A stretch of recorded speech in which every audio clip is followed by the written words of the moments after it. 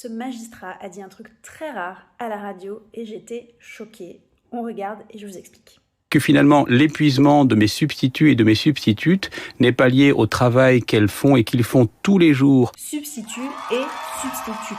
Quand je dis que j'étais choquée, c'était pour attirer du clic. Parce que, évidemment, que si vous me suivez ici, vous savez que j'étais agréablement surprise, plus que choquée, que ce magistrat choisisse de s'exprimer en langage inclusif en utilisant ce qu'on appelle des doublets. C'est-à-dire qu'il a dit substitut et substitute.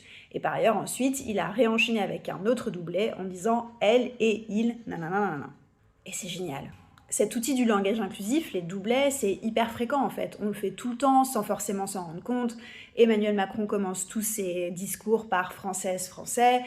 C'est une pratique très très courante du français et beaucoup de gens n'ont même pas conscience que c'est un des outils du langage inclusif. Pourtant, c'est un des outils les plus efficaces quand on veut vraiment faire comprendre aux gens à qui on s'adresse qu'on pense à des hommes et à des femmes, des substituts et des substitutes. Mais il y a quand même un truc qui m'a un peu chafouinée. C'est pas tellement ce qui a été dit par le magistrat, c'est la réaction que je peux imaginer des personnes qui vont l'entendre.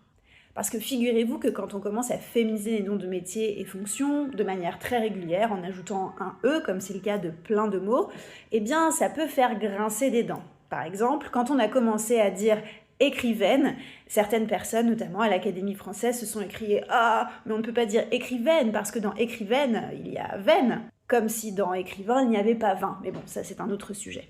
Du coup, quand il a dit substitute, j'étais hyper contente et en même temps, une partie de moi s'est dit « Ah là là, je vois déjà arriver celles et ceux, mais surtout ceux qui vont dire « Ah, mais substitute, ça rime avec ». Voilà. Je décide néanmoins de me réjouir plutôt que d'anticiper le pire, qui ne manquera probablement pas d'arriver dans ces commentaires comme j'en ai maintenant l'habitude. Et je vous laisse avec une question piège. Quel est le féminin de procureur ?